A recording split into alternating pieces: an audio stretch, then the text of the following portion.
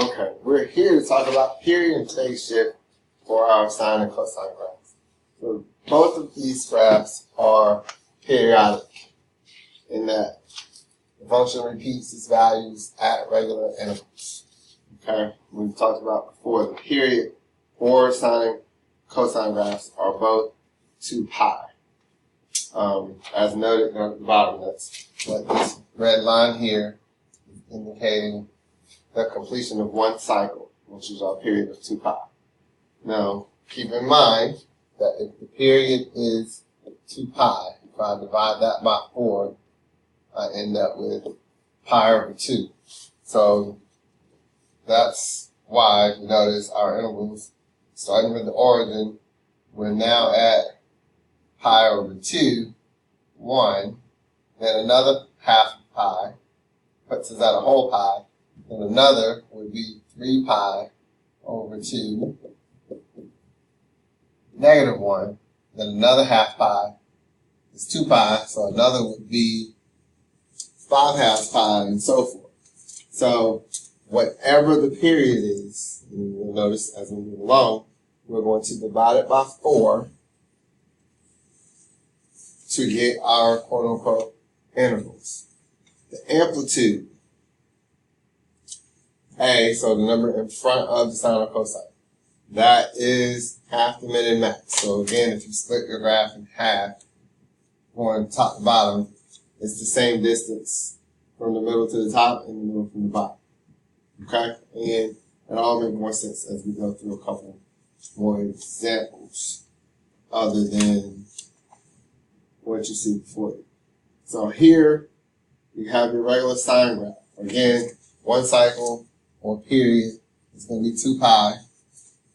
The min and max is from negative 1 to 1. And the amplitude is 1 because there's no stretch or compression. Essentially, your amplitude is telling you your stretch or compression. Okay?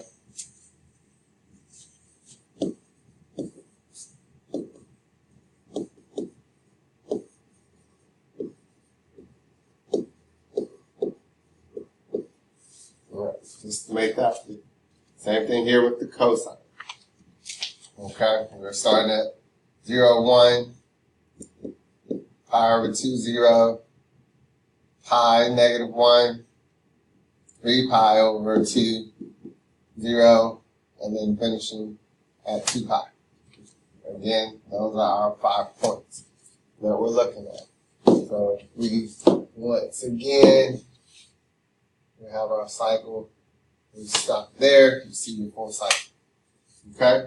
So, regular parent graphs, the max is 1, the min is negative 1, the amplitude is 1.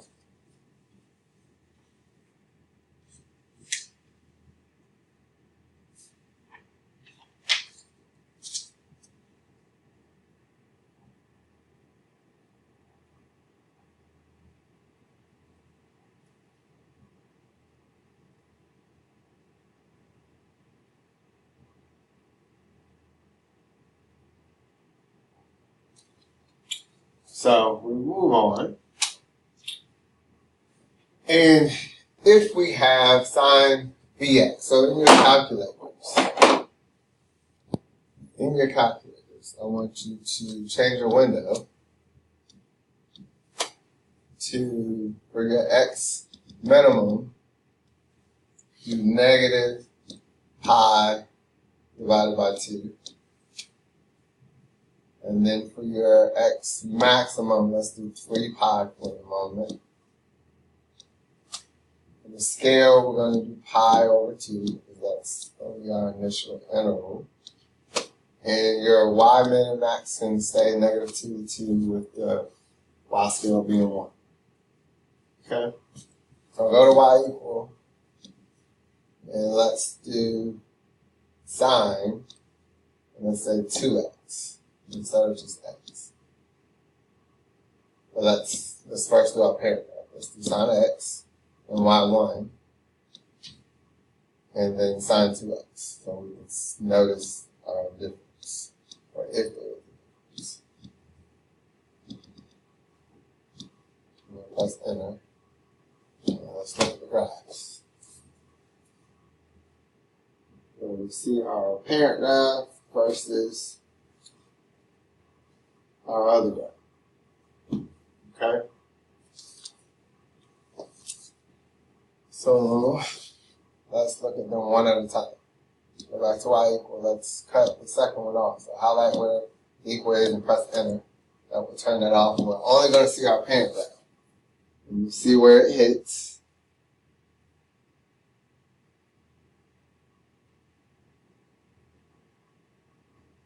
Okay? So 0, 0, pi over 2, pi, 3 pi over 2. I'm looking at there, there, there. Now, let's turn that off. Hit enter where it says equal. Go back to y2. Let's hit enter and hit graph. And you notice a slight change, right? So, what V is going to tell you is the horizontal stretch or compression. Okay? And again, if it's negative now, it's going to reflect over the y-axis versus the x-axis when it's outside. So, if V is greater than 1, it's going to compress. And if V is less than 1, it's going to stretch, which is the opposite of what we have typically been thinking, right? So, to find our period, it's going to be 2 pi over V. Okay? So whatever V is, you do 2 pi over that, and that will tell you your period, or one full cycle. Okay? So let's look at our graph over there. Go to your calculator and press press window and change your max to 2 pi. And then let's go to y equal and let's clear our parent, clear that, and let's do sine of 4x so that you can have a visual and graph.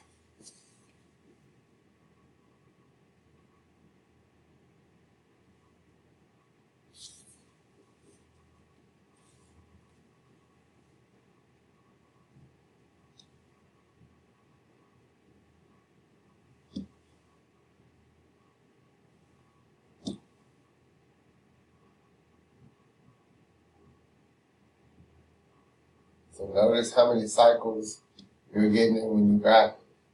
So there's your 1 full cycle, 2, 3, 4 full cycles, and then 0 to 2 pi, right? So 1 full cycle looks to be what? If V is 4,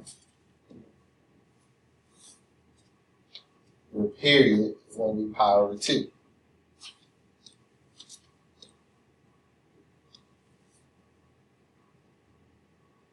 Which would explain why you're getting 4 cycles, right? So let's go back to our window and let's change our max to pi over 2.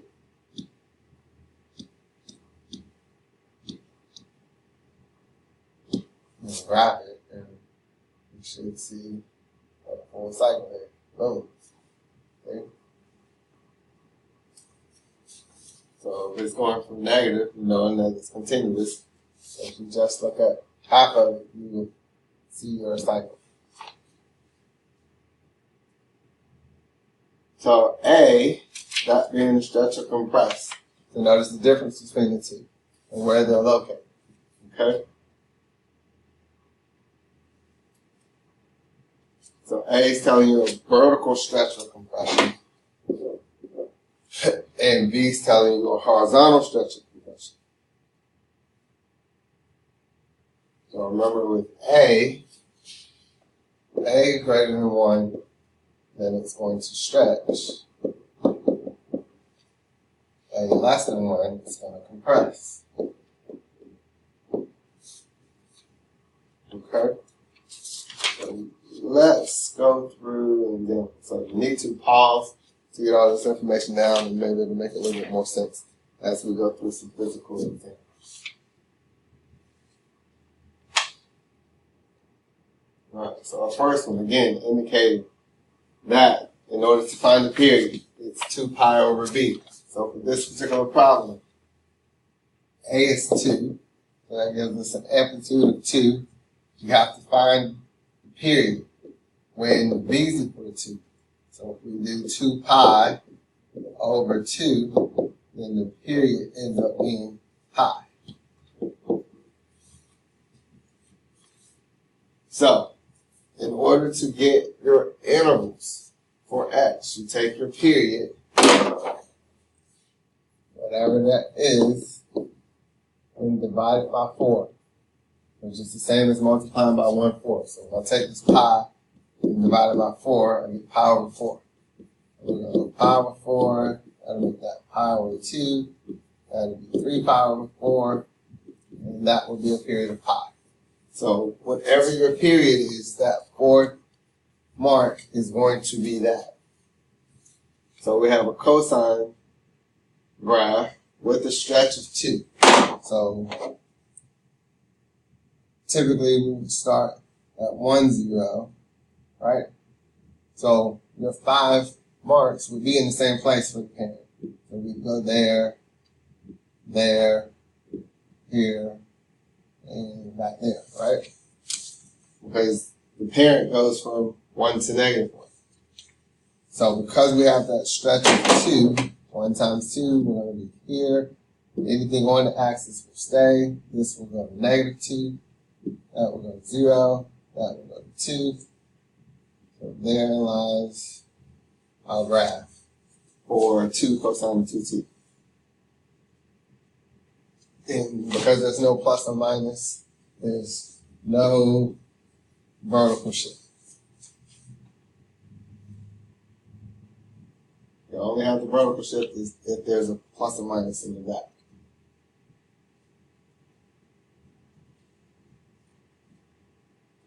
Right, we're going to skip to C, because B is so similar. And we have a sign. Again, you see sine of t over 2. So we'll take this as g of x being equal to 1/3 sine of 1/2 x. So that's going to make A, our amplitude, 1/3,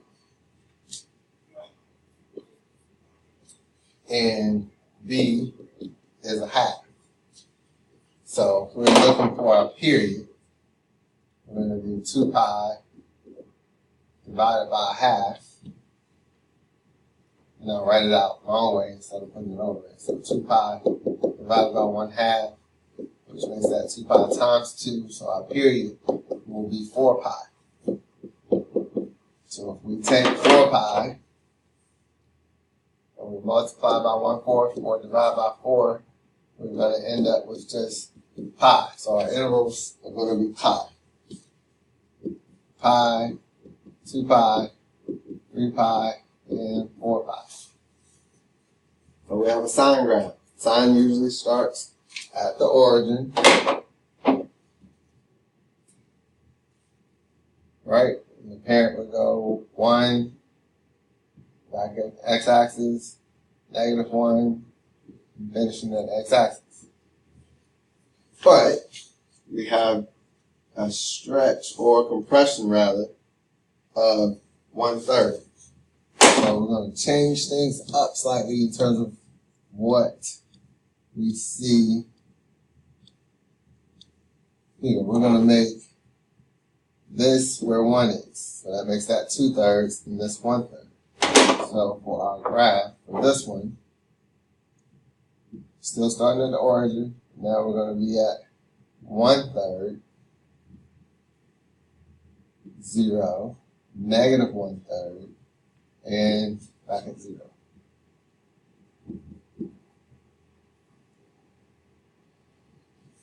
Okay, so you do have some liberty at that because it's blank. So again, this is 1, which makes